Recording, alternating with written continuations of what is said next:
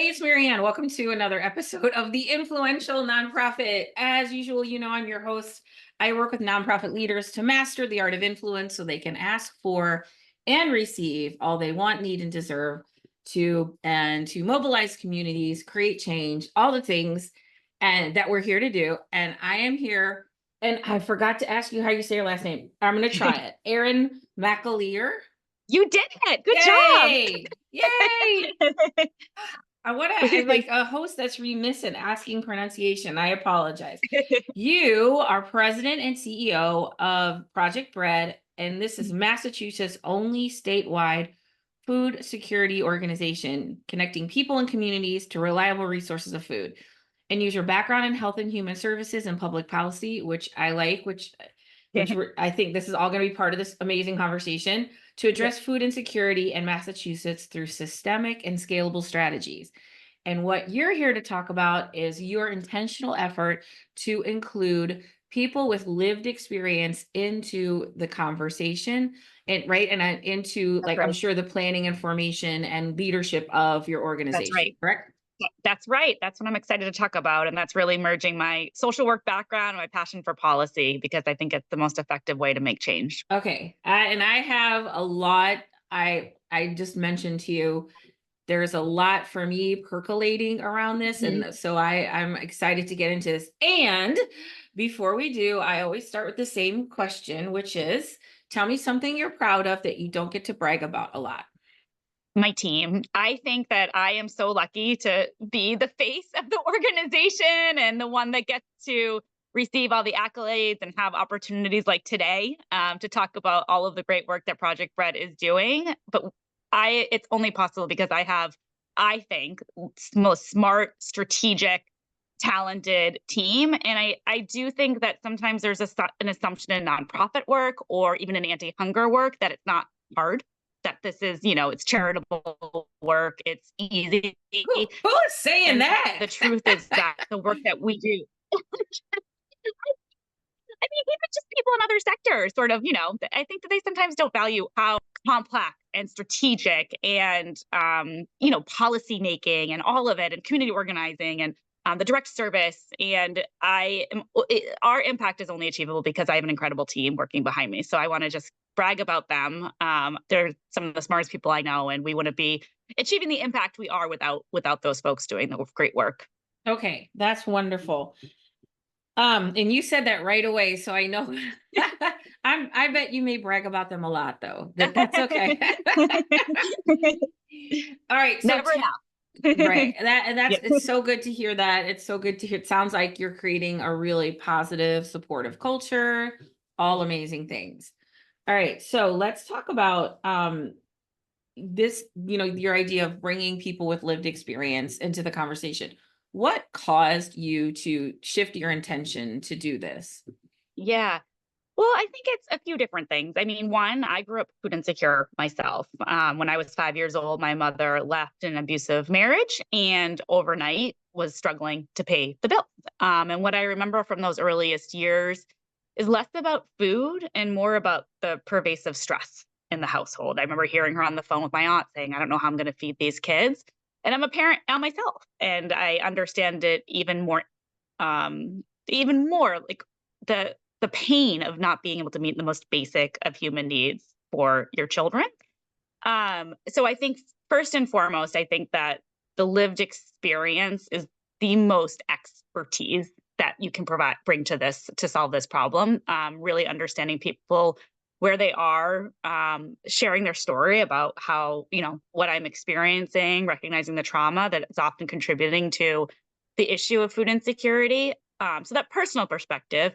I'm a social worker, so I think solutions should always come from the community, and that's something I've always felt strongly. But then I spent most of my career in politics, and I loved it, and it was great. But then you realize how radical it is to say policies should be driven by the people they're impact the most, because it just doesn't happen, right? It's the people in the room are so disconnected from the folks who are going to be experiencing it.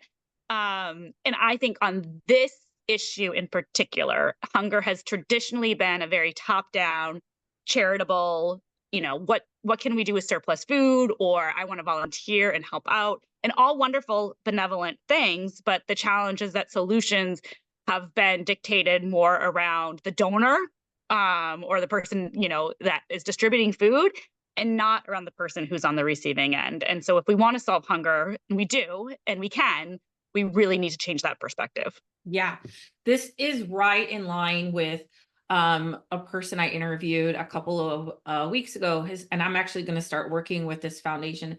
His name's Ali Horiat, and it's called Compassive East, which is compassionate activism. And their whole thing is, what are we doing to solve a problem? Like, what's the Hmm. exit strategy, right? Right, Because there'll always be another hungry person, right, right? Like they're all, and I, here's my perspective of, we become reactive, right? right, Because we want to fix what's wrong instead of create what's right, right? right. And in that trap of that, which I think is almost like a trap, like it's like Yeah, binding us, and yeah, we are actually continuing the problems that, right there, we're continuing the problems that we're right, trying to solve, right? right, And then right. when you bring up the donor, I think from the donor perspective, it is an easier story to tell. The Yep, right, the short story of yep, fixing what's broken instead of right, creating what, right, creating the change, is because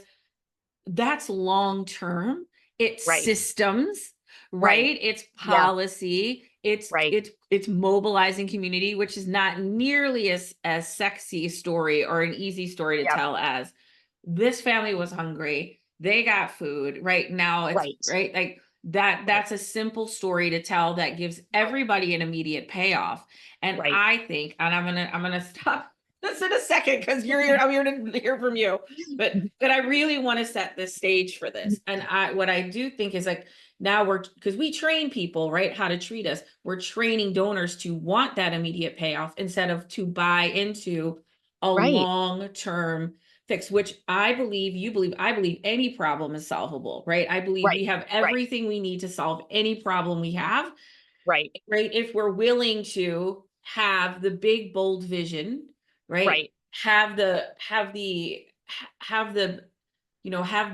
audacity to believe that we could solve this, and then create programs based on that vision, that's right? I right. got another great quote from somebody else who's going to be on my podcast. It's like, it's not about the size of the budget, it's about the size of the dream. I love that. Yep. Yeah. Yep. Yeah. Yeah, it is. I mean, I think, part of the reason I told my story at the beginning is I think that, uh, we need the will to solve food insecurity, right? Right now in Massachusetts, it's 25% of families with children are food insecure. And it's easy just to name that as a statistic and not know the people and the stories behind it. And when I share my story and I say my mother left in an abusive marriage, everyone agrees that she made the right decision, right? Right. That was the right individual decision for her and for her children and for their safety. And systems around us were broken. She was stressed because she couldn't afford school lunch because we weren't eligible for free or reduced price lunch. She wasn't signing up for programs like SNAP and WIC because the stigma was, so strong against them. And so systems around us were failing. And when it's 25% of families with children in a state like Massachusetts, it is a systemic failure. We're not talking about 25% of people are having individual failings. There's systemic challenges that are in place, and we need to name them and acknowledge them. But I think to do that, we need to personalize it as well. People need Mhm. to understand, put themselves in those shoes and say, oh, yeah, if my husband, got really, really sick and needed around the care treatment, I would cut my hours at work too. Right. Yeah, So I yeah. think like putting yourself in the shoes of these very difficult trade offs people are making every single day and understanding them and then developing the will to, well, how can we address this so nobody has to go through this again? Right. And Yeah. like, one of the things that I coach and train people on is, like, understanding, like, to move beyond the binary, beyond the polarity of, it's either a systemic or individual, it's everything. Right. Right. Right. My friend Cindy Wegman calls the secret option C. Like, what's Yep. the secret option C? Where, yeah, like, this individual is hurting, and here's the system, right? That Right. that is causing that. So let's get back to, in what ways do you, like, connect with people and include them in the conversation? Yeah, well, I first joined Project Bread 7 years ago. And the reason I was so excited to join this organization is because it does both direct service and policy and systems change. And I think that's a unique model, right? Often there's organizations that are really strong on the direct services side, or there's think tanks or advocacy groups that are really strong on the advocacy side, but they might sometimes be disconnected from each other. And I felt like, oh, this is awesome. This is an organization. We have a food source hotline, open 6 days a week, and we're on the phone all day long with people who are food insecure, and we are listening and learning from them and turning that into policy action. So that's why I joined the organization.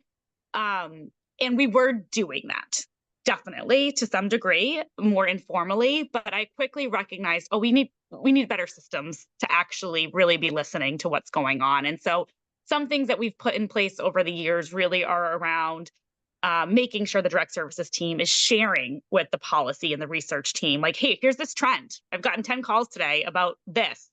We have to take action on it. Doing evaluations where we're calling people back 3 months later and saying, what worked? We helped you with all of these things. What was effective? What wasn't? So so certainly, just looking at the infrastructure we already had and trying to develop ways to make sure the experiences of people who are food insecure were informing the strategy.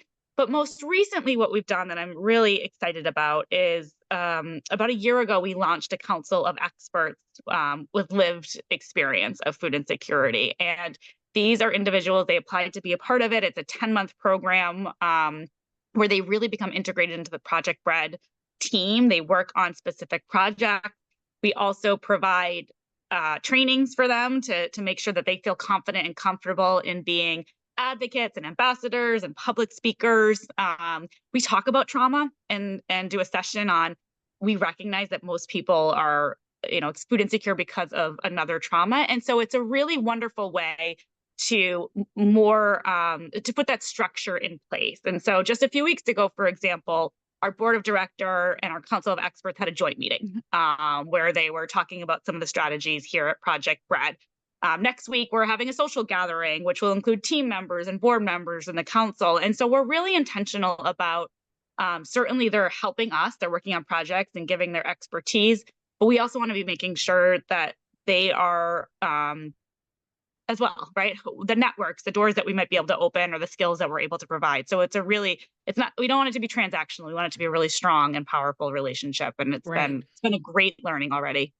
I love everything you just said. And I think it's very interesting because I think every organization should be running like this, because if you're ignoring policy, if you're ignoring advocacy, if you're right, because Right. what creates change? Change is created through systems, through policy, through mobilizing Yeah. people, right? Yeah. Individuals. And in my conversation with Ali, that was so powerful. He talked about, I'd rather get $10, from 100,000 people than $1 million from one person, because that tells Right. me there's 100,000 people who are invested in solving a problem, right? Right. And Right. again, and we're taught like, oh, we want the big, when that's what creates change is the Right. mobilization of people, right, Yep. who demand a solution, and Right. we come up with one, Right. Right.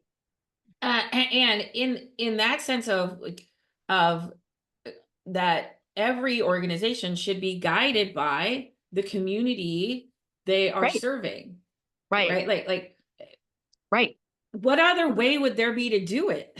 Right. Right. But I think it has been, yes. And I think that almost every nonprofit leader would say yes as well and see the value in it. I think that what I found in us getting it off the ground is you can't let perfection be the enemy here. You have to Yeah. go into it. And it's hard to go into something and be like, we're probably going to make mistakes and we're going to learn from them, but there's going to be hiccups along the way. I think in just talking with other nonprofits, there's a lot of spinning. Like, well, how do I do it? What does it mean? Like, do I do board seats or how many? And we just got to a point at Project Bar, like, we just need to do it. Right. We Mhm. could like work on this word strategy document for the next 2 years Yep. about the right way to do it. Yep. We need to just start doing it. And it is a lot of work, but it is worth that work. Right. I mean, we it's really important to us that this is an inclusive process. And so, for example, we have translators at every single meeting if there's council members for whom English isn't their first language, right? We want to make sure they have childcare so they're able to attend the meeting. We want to give them stipends, but we also don't want the stipend to cause them to get off some of the programs that are keeping them sustained. So it's complex, right? Yeah. It's certainly making sure those systems are working for that individual, but it's so impactful, so important, and so valuable that it's worth just taking the risk and saying, I'm just going to do it. I'm going to Right. stop talking about it and I'm just going to do it. Yeah. And, just do it. Just decide. That's what it Right, takes. Just decide. right, Imperfect action, right? Like what do you say? right, You can't move a parked car. Uh, right, right. and that, also from the perspective of your council members, um, how beautiful it is for them to be able to give back and be Right. somebody who can help, who has something to give, instead of just feeling like, oh, I have to take, because nobody likes that, right? Like No, yeah, our highest values are a connection, a growth, and contribution, and that's right, not, you're providing opportunities for connection, for growth of their own skills, right. and for them to give back, which Totally. is, like It's huge. just incredible experience for them to have these opportunities, Yes. and then just acknowledging that they may or may not need some support or training. Right, A right. couple summers ago, I think it's been 2 summers. Dang, time flies. Okay.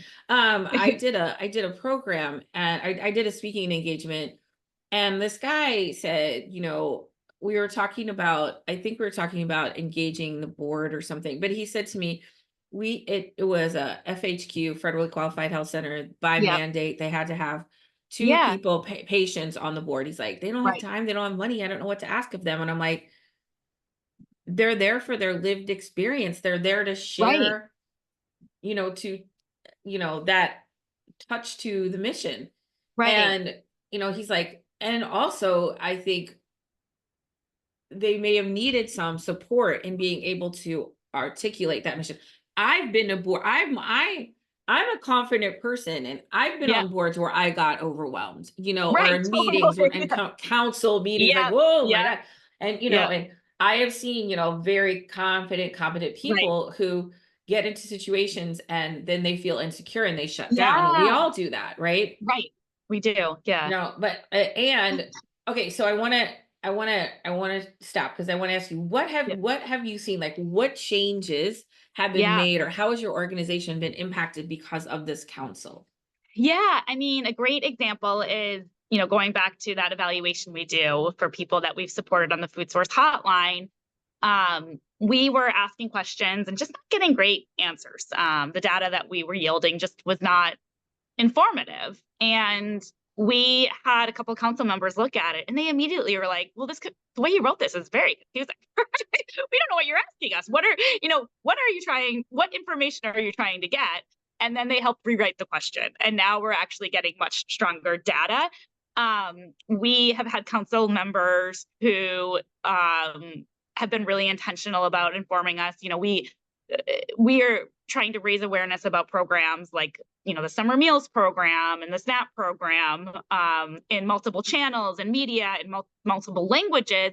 And they've been like, hey, let me connect you with so and so, or let me do that media interview in Spanish for you. Right. And that's going to be really impactful. Let me leverage my network.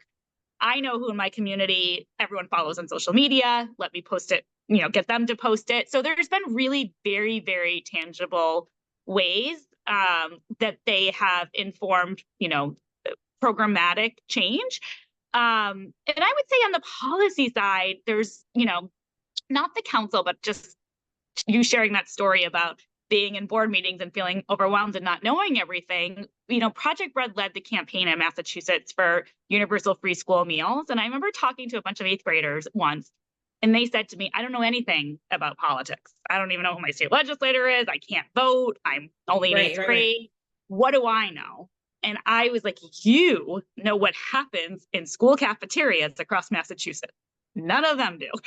I was like, that expertise. And they're like, that's an expertise. I was like, yes, you are sitting there every day for 25 minutes and you're seeing what the experience is for kids and who's feeling stigmatized or who's not able to afford lunch or whatever it might be. And that's an example of an expertise that is so valuable.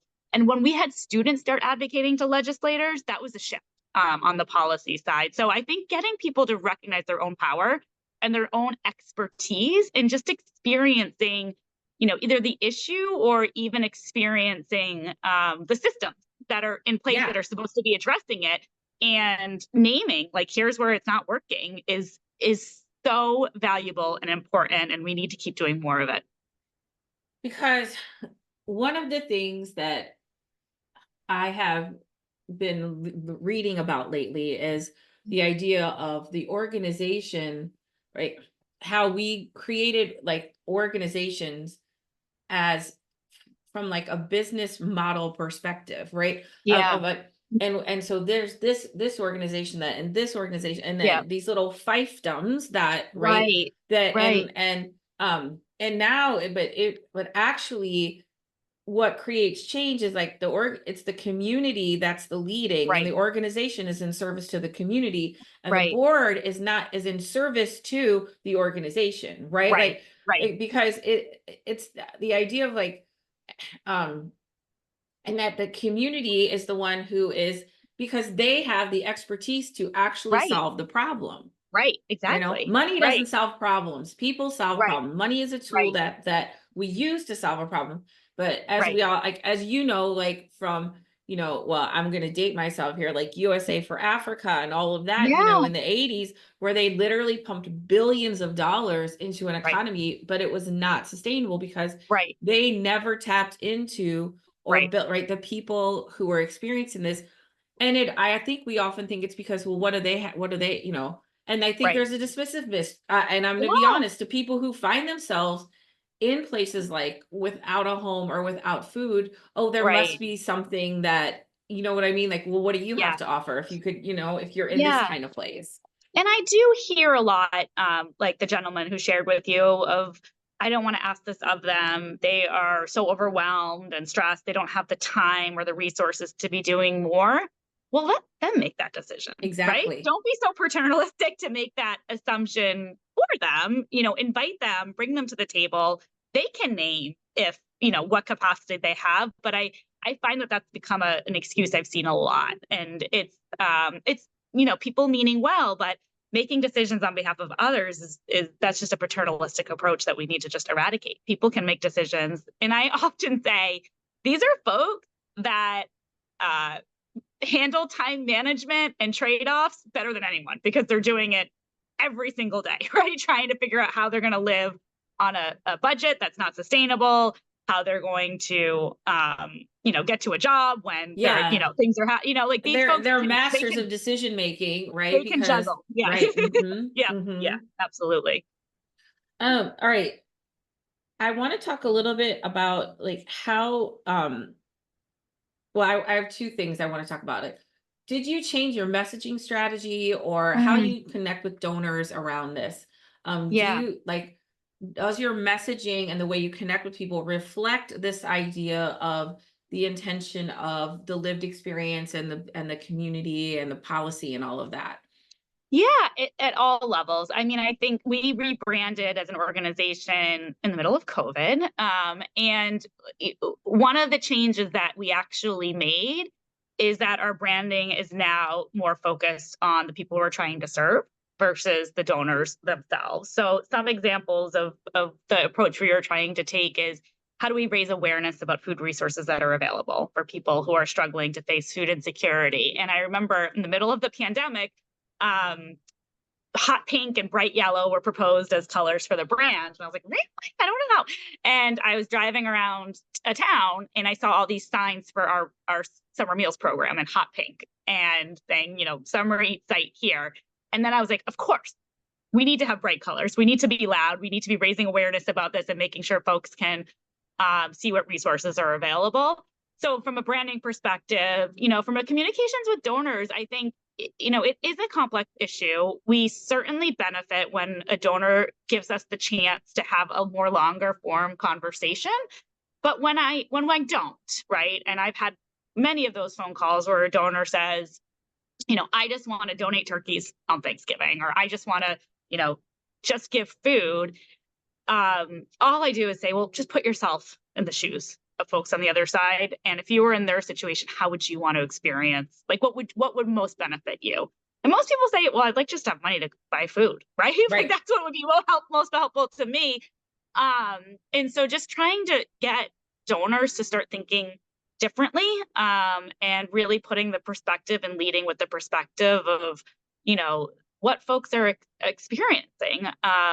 We have lots of data showing, what folks are experiencing, but the stories themselves are just so powerful. But there has been sometimes a disconnect, right, around, you know, that turkey, right? Well, if you look at people who are hungry in Massachusetts, it's a lot of elderly who live at home. They don't want a 25-pound turkey. It's Yeah. people Yeah. from Yeah. different cultural backgrounds who don't Right. eat Right. Right. turkey. It's people whose, stove has been broken for 8 months. They can't cook the turkey. There's a lot that is going on. And I think the disconnect sometimes between the donors and the reality is that bridge that we are trying to make through storytelling, Yeah. and making sure that they're understanding.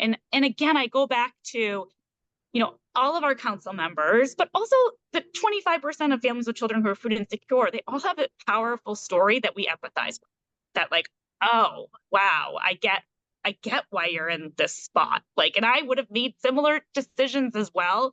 And how do we elevate those and get people to see the people behind the numbers? Yeah. Yeah. And I think that is really like your story about the turkeys is so indicative of, the idea of the donor as the hero and and Mhm. like, in every Hallmark movie or every, and they all go to the soup kitchen on Christmas or whatever. Right. Right. I just don't think we see very many. I mean, just it is a complicated Right. problem that we Right. don't often see like the solution.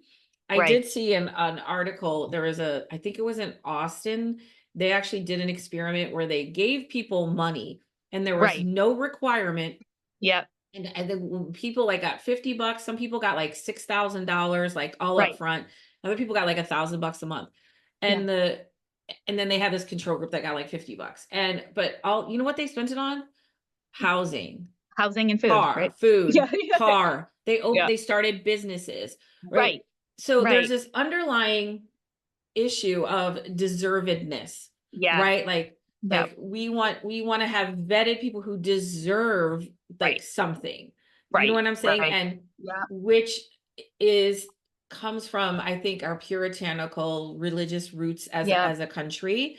Yeah. Um, you know, from what's Dan, Uncharitable, the book Uncharitable, like he Oh, yeah. talks a Yeah. lot Yeah. about that.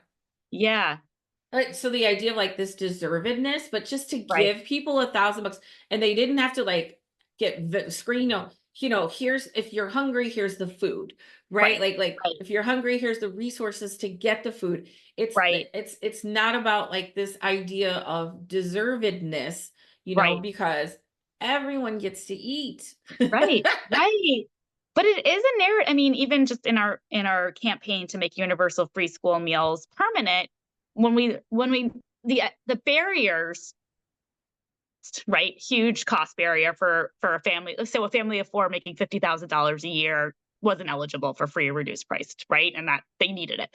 So the cost, but the stigma was just as big of a barrier. And that's why we pushed so hard for universal free school meals in Massachusetts, because that eliminated the cost barrier and the stigma barrier. But there were Yes. so many continued conversations and pushback about, well, which kids deserve it and which kids don't, and who needs it and who doesn't. And it's just feed kids. And that's good for our whole community, right? Right. We are now raising a generation of students in Massachusetts who will never experience hunger in the classroom. And the educational and economic benefits are going to extend so broadly, because of that. But it's still, I think, with this issue, there's still this constant narrative of who deserves it and who doesn't, that systemic changes are really necessary just to take that off the table. And with universal free school meals, the argument I often use is, we're not charging for the bus, right? My Right. kids got on the bus this morning. Should, they have paid $1, the neighbor paid 50 cents, and the kid down the street got to go for Ah, free? that's a great point.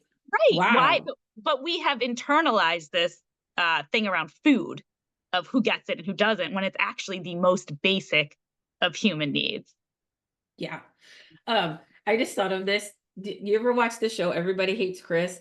In one of the, I No. think it was one of the first years. I loved that show. My kids are, they're older. When they were little, they loved that show. They're adopted. Yeah. My kids are African American. Yeah. We loved this show. Yeah. But anyway, she winds up sending Chris to pretty much an all white Catholic school outside of their like, I think it was the Bronx or neighborhood. Yeah. And so he would take this bus, and then so the school was always sending food home to his mom. Right. And she would get so mad because, like, Right. I don't need this food. I mean, they didn't have a lot of money. She could have Right. probably used the food, but Right. then she Right. would go buy better food and send it back. Oh my gosh. And the dad got so mad because he watched every penny, and he worked like four Right. jobs, Yeah. And Terry Crews was the dad. He was so funny. But anyway, and she would send the food back. And it was that stigma of like, I didn't Right. ask, I don't need Right. I don't need the help. Right. Um, and Chris would have to take this box of food on the bus, and Right. it was just awkward all the way around, Totally. Yep. Yep. Yep. so that's a well-intentioned yet a little Right. misdirected. Exactly. Yeah. And Exactly. I want to point out something that you said as well, is that we tend to, like, I want to say, like, bow down, or we tend to um acquiesce to Mm. donors. They have the Yeah. money, they have the power. Okay, well, let Right. them buy the turkeys, instead Right. of having the honest conversation, Yeah. because we're Yeah. afraid that, oh, we're going to make them mad. But and if Right. that's something you can say, listen, if this is something you truly want to do, go do it. But this is not what, how, like, you can say, that's great. And if that's something you want to do, maybe you could Exactly. find some place, but this is how we Yeah. operate. And if you want to support Right. us, this is the best way. And just stand in that value and stand for Right. that. Right. Exactly. Because these are donors who have already said they care about this issue and already have some awareness of solutions. And so it's a great opportunity to build on that and say, like, thank you for being committed to this, right? This is an important cause. And a lot of times what we say is support both, right? If you want to support the more immediate need strategy, we completely understand that. But let's also support strategies that are going Yeah. to prevent this issue in the And first yeah, place. you're right. Yeah. Because it Yeah. is about, it's fixing what's wrong, what's broken, why, and creating what, Right. right? Creating Right. what's right. And Right. so in that end, what do you see? Like, what is the exit strategy? How do you solve hunger in Massachusetts or Yes, anywhere really? and anywhere. So we actually, Project Bread, with lots of partners, we're leading on a Make Hunger History collective impact campaign. We're bringing together, I think we Love have over that. 200 organizations in Massachusetts, people with lived experience, leaders in the nonprofit field, and are sitting around the table right now and actually fleshing all of this out and putting forward what the recommendations will be for Massachusetts to permanently end hunger. So there's a lot embedded in there. But I believe it is really recognizing that in the United States of America, or Massachusetts, where we're starting, nobody should have to worry about food. So if you're working constantly and just it's the bill just don't allow you to afford food. If you want to go back to school, or if your husband's having a health crisis, or if you just had a new baby, whatever it is, food is not your worry. And because Right. it doesn't have to be. We have enough food. It's just not your worry. And so systems around you are strong enough. And so that's why Project Bread advocated so strongly for universal free school meals. Today, 900,000 kids in our state had access to free breakfast and free lunch. There's no program any of us could have ever run to meet that scale and meet that need. We are also working as an organization, and it will be embedded in the Make Hunger History Coalition recommendations around integrating food access into the healthcare system. At Project Mm, Bread, we now take referrals from hospitals and health centers so that when the physician is asking, are you food insecure? And they say yes, they are immediately sending that patient to Project Bread. And we are connecting them with resources like SNAP and WIC. We are providing kitchen equipment. We're providing grocery store gift cards. We are putting systems in place to make them food secure. It's saving money because, not shockingly, patients that have access to healthy food consistently, their health outcomes improve and their health cost savings go down. So I believe the solution is systems integration, right? The education system, the healthcare system. You make food part of these systems permanently. and once and for all just end hunger here in Massachusetts and in the country. So nobody worries about, I'll end with my mom. She was facing a lot when she decided to divorce, right? Domestic violence, substance abuse. We couldn't have solved all those things, but she shouldn't have had to worry about feeding her kids, right? Yeah. We should have taken that worry off of the table for her. Yeah. Yeah. And how many people are staying in abusive relationships Right. because they don't know how they're going to feed their kids, Exactly. or that guy, because my sister's a domestic abuse counselor. Yeah. She runs a program inside a hospital. So, and that he brings dinner home a couple nights a week, and Right. that's it, and that's so That's they huge. don't know where dinner's going to come from if he's not Right. going to bring it. So they're staying in Right. these relationships. Right. And that's part of what she does as well in her advocacy work, is providing, like access to those sorts of resources Right. here in Missouri, but also like gift cards and things. So because that Right. could just be enough, right? Right. To Right. say, let's go, or like your Right. mom, that's one thing she didn't have to worry about. And Right. unpacking all Right. of the stuff that was going Exactly. on is Yeah. feeding the kids. Yeah. Exactly. Yeah. Yeah. Do you feel, I want to ask this really quick question, like, this is maybe not a short answer though. Do you feel like this is like, this is sort of your higher calling? Oh, that's a good question. I think so, because my mother passed away a couple of years ago, and she was, before I got married and had kids, my favorite person in the world, the person I looked up to the most. And I do feel like, I even have a note, right next to me from an aunt who wrote a letter to my mom in 1987 saying, I know you're really worried about feeding the kids. So I've included, a couple dollars in here. I wish I could do more. And so there is a part of me that full circle is like, am I doing this so that nobody has to go through what my mom went through? Right. Yeah. How can Mhm. that be my contribution to the world? And my unique set of skills and expertise feels like the right pathway to leverage those to do this work. So I felt like her spirit with me through all of this, and that continued fight to make sure nobody goes through that ever again. Wow, that's amazing. This has been such an incredible conversation. Yeah. I have your contact info and your Yeah. website and all that. And is it okay if like people listening, they'd love to reach out to you to learn Of more about course. the council Yes. and how you did it and all of Of that? course. I would love it. I would Yeah. love it too. And Yeah. what a gift you are to come and share this. Like I said, I love having CEOs, on here just to talk about their leadership and how they created what they did, and Yeah. how because this is the influential nonprofit, how you use your influence, right, to create and your specific skill Yeah. set to mobilize people, right? That's all Right. influences is enrolling people in a vision, right? Right. Right. And mobilizing like what is it, 200 partners or whatever. Yeah. And I Right. love that they, what is it called? Make Make hunger. hunger history, and the M and the A are capitalized, like Massachusetts. Oh, Make hunger that's good. history. I like though. That's good. Yep.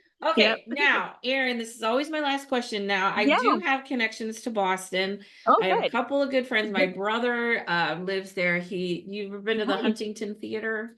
Oh, yes. Yeah, Yeah, yeah. he's a master carpenter, so he builds sets. Wow. Yeah, Oh my gosh, that's yeah. impressive. Yeah. He's a drummer. He's a drummer. Yeah. Anyway, around town. So Yeah. if I'm in Boston, chances are Yeah. high we're at Yeah. a karaoke bar together. What's your Yeah. go-to song? What am I going to hear Erin sing for me? Oh, it's Janet. It's Janet Jackson. Now I'm not Ah, gonna sing it well, that's but okay. That Rhythm remember, Nation. if Rhythm in Nation. imperfect Yeah. action, Rhythm Nation. You can do a Rhythm little the Nation. hands and Yeah, everything. and it's all about like social activism, but it's Janet and it's fun and it's amazing. So All yeah, right, Janet Jackson is it's my a go-to. date. We're gonna make that happen. Erin, this Awesome. has Thank you been so much, amazing. Marianne. Thanks so much for being Awesome. on the Influential Nonprofit, and we'll see you next time. Sounds good. Thank you so much.